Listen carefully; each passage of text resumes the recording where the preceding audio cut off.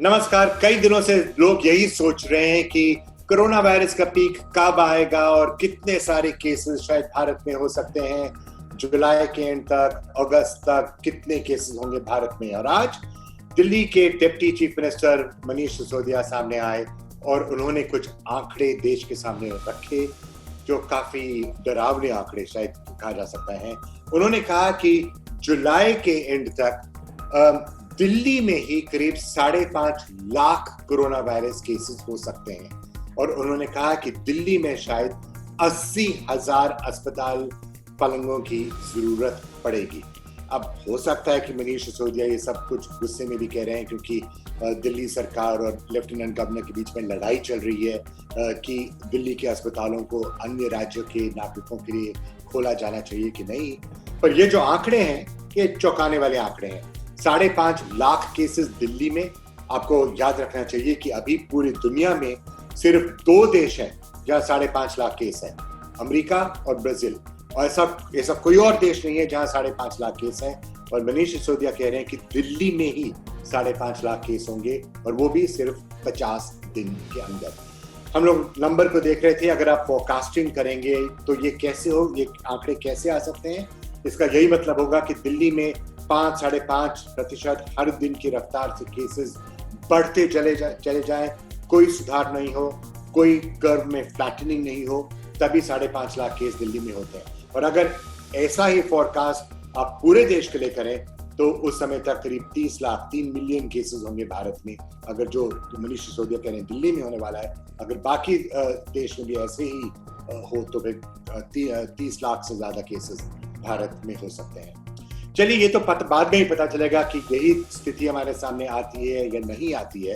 पर एक चीज तो स्पष्ट है, अगर सरकार को 5% भी लग रहा है या 10% भी लग रहा है कि हाँ ऐसा हो सकता है, 5.5 लाख केसेस दिल्ली में हो सकते हैं, 80,000 अस्पताल पलंगों की जरूरत पड़ सकती है, तो उसके लिए तैयारी करना हमें आज से करना पड़ेगा।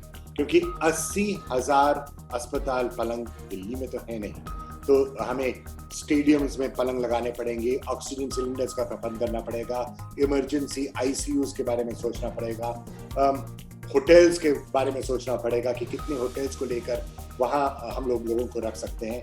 80,000 पलंग को ढूंढना दिल्ली में मुश्किल होगा और अगर अन्य राज्यों में भी ऐसी ही तस्वीर आती है तो कठिनाई और भी बढ़ सकती है।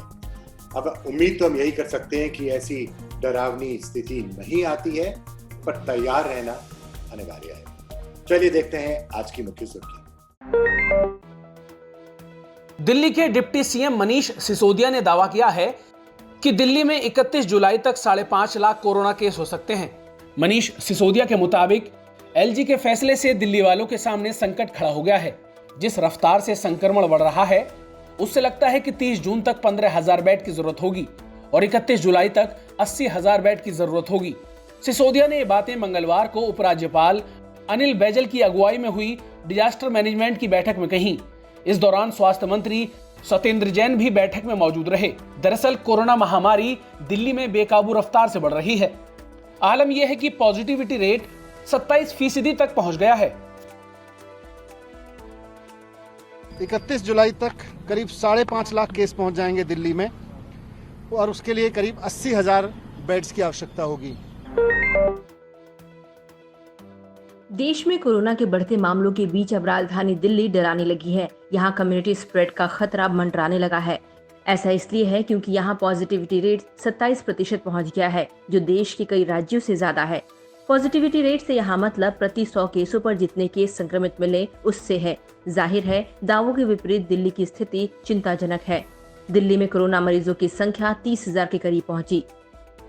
सोमवार को 3700 लोगों का कोरोना टेस्ट, 1007 लोग कोरोना पॉजिटिव, यानी कुल टेस्ट में से 27% लोग कोरोना पॉजिटिव निकले।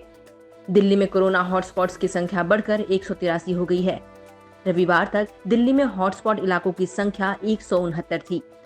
मंगलवार तक दिल्ली में कुल 29,943 केस, 17,712 एक्टिव केस।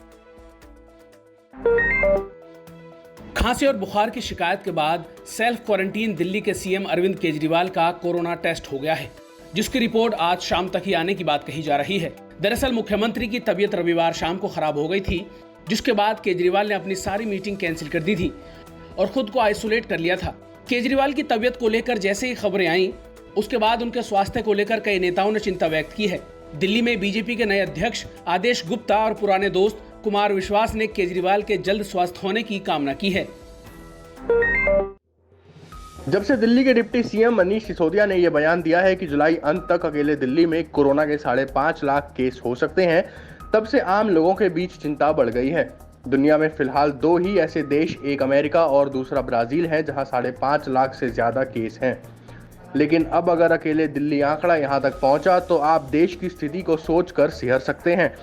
कोरोना के आंकड़ों का काफी बारीकी से अध्ययन करने वाले एक्सपर्ट पराग कर ने भी ऐसी आशंका जताई है कि अगले 30 दिनों के दौरान देश में कोरोना के मरीजों की संख्या 7,25,000 के करीब पहुंच सकती है। अपनी रिसर्च में जिन राज्यों को उन्होंने पहले 3 पायदान पर रखा है, उसमें महाराष्ट्र, तमिलनाडु और दिल्ली शामिल है। इसके अलावा कई दूसरी एजेंसियां और संस्थान भी ऐसा दावा कर चुकी हैं कि भारत में कोरोना का पीक आना अभी बाकी है। राजधानी दिल्ली के साथ साथ अब गुरुग्राम में भी कोरोना संक्रमितों की संख्या आए दिन बढ़ती जा रही है। सोमवार को गुरुग्राम में 243 नए मामले आए हैं, जो कि एक दिन में सामने आए मामलों में सबसे ज्यादा हैं।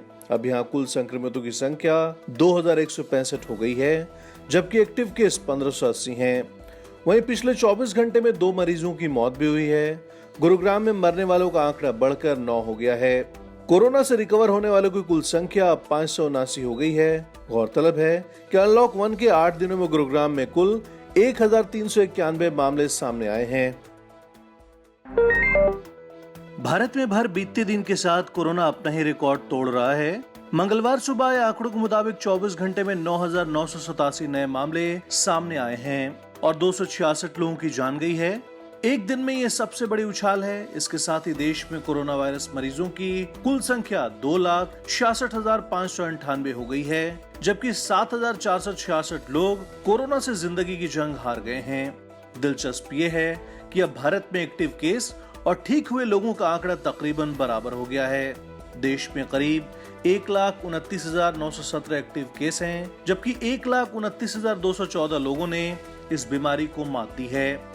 देश में फिलहाल रिकवरी रेट 48.46% है। हालांकि यदि आंकड़े देखकर आप खुश हो रहे हैं तो दूसरे आंकड़ों पर भी गौर फरमाइए। एक्टिव केसों के मामले में दुनिया में भारत का चौथा स्थान है, यानी भारत ऐसा चौथा देश है जहां फिलहाल सबसे ज्यादा संक्रमितों का अस्पताल में इलाज चल रहा है। इसके अलावा कोरोना से सबसे ज्यादा प्रभावित देशों में भारत का नंबर 6 है। मंगलवार को अमेरिका, ब्राजील और रूस के बाद एक दिन में सबसे ज्यादा मामले भारत में दर्ज किए गए हैं। भारतीय जनता पार्टी के नेता और पूर्व केंद्रीय मंत्री ज्योतिरादित्य सिंधिया और उनकी मां माधवी राजे सिंधिया भी कोरोना की चपेट में आ गए हैं। दोनों को दिल्ली के साकेत स्थित मैक्स हॉस्पिटल में एडमिट कराया गया है। रिपोर्ट्स के मुताबिक ज्योतिरादित्य सिंधिया और उनकी मां को 4 दिन पहले मैक्स साकेत में एडमिट कराया गया था। ज्योतिरादित्य सिंधिया में कोरोना के सिम्टम्स थे, लेकिन उनकी मां में कोई लक्षण नहीं थे। मंगलवार को दोनों की टेस्ट रिपोर्ट पॉजिटिव आई है। अब दोनों का इलाज चल रहा है। बता दें कि साकेत मैक्स हॉस्पिटल कोरोना अस्पताल में बदल चुका है। फिलहाल डॉक्टरों का कहना है कि उनके पूरे परिवार की स्वास्थ्य जांच कराई जा रही है। डॉक्टर यह पता लगा रहे हैं कि ज्योतिरादित्य सिंधिया कैसे इस वायरस के चपेट में आए। उधर कांग्रेस नेता अरुण यादव ने उनके शीघ्र स्वस्थ होने की कामना की है।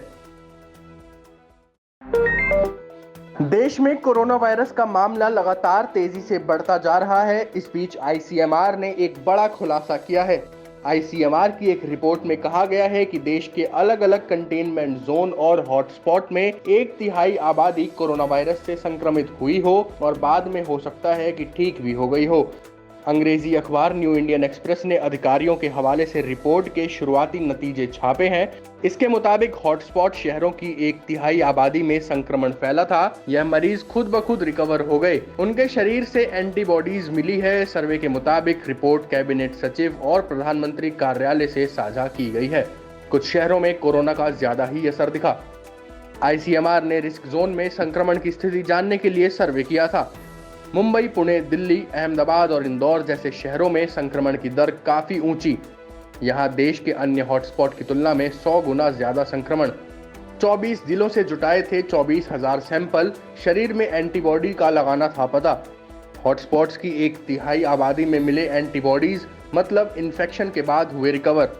पीएमओ को सौंपी गई शुरुआती रिपोर्ट, अभी 8 जिलों का डेटा विश्लेषण बाकी। क्या है सीरो सर्वे और एंटीबॉडी टेस्ट? ब्लड सैंपल का एंटीबॉडी टेस्ट बड़ी अहम जानकारी देता है।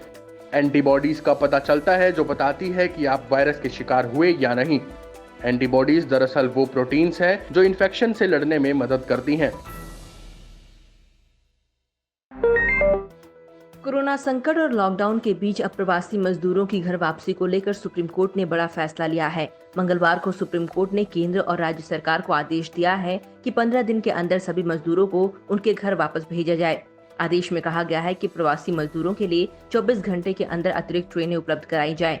साथ ही कोर्ट ने कहा कि जिन मजदूरों पर लॉकडाउन के नियमों के उल्लंघन के मामले दर्ज हैं, उसे भी वापस लिया जाए। इसके अलावा सुप्रीम कोर्ट ने राज्य सरकारों और केंद्र शासित प्रदेशों को घर लौटे सभी मजदूरों के लिए एक योजना तैयार करने का निर्देश दिया है, जिसके तहत कामगारों के कौशल के हिसाब से उन्हें रोजगार उपलब्ध कराया जाए। राज्यों को इन योजनाओं के बारे में सुप्रीम कोर्ट को भी जानकारी देनी होगी। दुनिया भर में कोरोना के संक्रमण को खत्म करने के लिए वैज्ञानिक दिन रात वैक्सीन बनाने में जुटे हुए हैं। इन सब के बीच अमेरिका की एक बायोटेक कंपनी सैप बायोथेराप्यूटिक्स ने दावा किया है कि गाय के शरीर के एंटीबॉडीज का इस्तेमाल कर कोरोना वायरस को खत्म किया जा सकता है। रिसर्च के मुताबिक गायों के एंटीबॉडीज में कोरोना वायरस के स्पाइक प्रोटीन को खत्म करने की ताकत है। कंपनी के सीईओ एडी सुलिवन ने बताया कि गायों के पास अन्य छोटे जीवों की तुलना में ज्यादा खून होता है, इसलिए उनके शरीर में एंटीबॉडीज भी बहुत ज्यादा बनते हैं, जिन्हें बाद में सुधार कर इंसानों में उपयोग किया जा सकता है। कंपनी जल्द ही इसका क्लिनिकल ट्रायल शुरू करने वाली है। कोरोना के बढ़ते मामलों के बीच अब WHO ने अपने पहले दिए गए बयान पर ही स्पष्टीकरण दिया है। WHO ने कहा कि एसिम्प्टोमेटिक यानी बिना लक्षण वाले मरीज भी दूसरों को कोरोना वायरस से संक्रमित कर सकते हैं। संगठन ने ऐसे संक्रमण को प्री सिम्प्टोमेटिक का नाम दिया है। मतलब प्री सिम्प्टोमेटिक संक्रमण तब होता है जब किसी व्यक्ति को ऐसे व्यक्ति से संक्रमण हो जाए जिसमें लक्षण दिखाई ही ना दे रहे हों।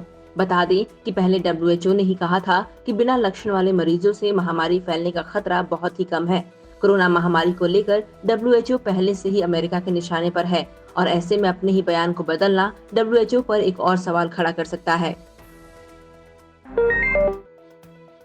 भारत में कोरोना संकट के बीच इम्यूनिटी बूस्ट करने वाली परंपरागत दवाओं का क्लिनिकल ट्रायल शुरू हो गया है। एसिम्प्टोमेटिक और संदिग्ध कोरोना मरीजों पर इस ट्रायल को किया जाएगा। क्लिनिकल ट्रायल में आयुर्वेदिक, यूनानी और होम्योपैथी दवाएं बनाने वाली 20 से ज्यादा कंपनियां योगदान दे रही हैं। इस संबंध में आयुष मंत्रालय ने अश्वगंधा, यष्टि मधु, गुड़ची और पिप्पली जैसी जड़ी बूटियों के साथ साथ एक पॉली हर्बल फॉर्मुलेशन पर भी रिसर्च के लिए प्रोटोकॉल विकसित किया है। इम्यूनिटी बूस्टर ड्रग में हमदर्द लैबोरेटरीज, डाबर, श्री श्री तत्व जैसी कंज्यूमर गुड्स कंपनियां लगी हुई हैं। इन कंपनियों ने इसे रजिस्टर भी कराया है। जहां हमदर्द के नतीजे 2 महीनों में आने की संभावना है, वहीं श्री श्री तत्व 50 मरीजों पर इसका ट्रायल करेगी।